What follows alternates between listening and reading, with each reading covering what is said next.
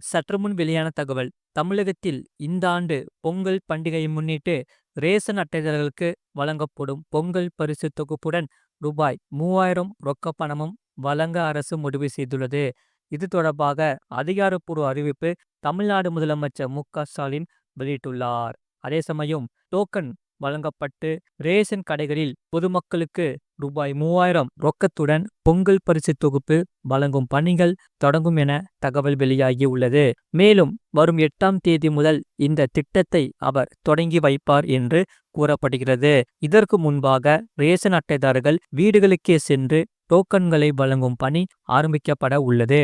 ஆகையால் தமிழகம் முழுவதும் உள்ள அனைத்து ரேஷன் கடைகளிலும் பச்சரிசி, சர்க்கரை, கரும்பு மற்றும் ரூபாய் 3000 ரொக்க பணம் வழங்கும் பணி தொடக்கம். தினமும் சுமார் 400 ரேஷன் கார்டுகளுக்கு பொருட்களும் ரொக்க பணமும் வழங்கப்படுமாறு ஏற்பாடுகள் செய்யப்பட்டுள்ளது. முழு வீடியோ லிங்க் கீழே இருக்கு, அதை கிளிக் பண்ணி பாருங்க. மறக்காம லைக் பண்ணிக்கோங்க.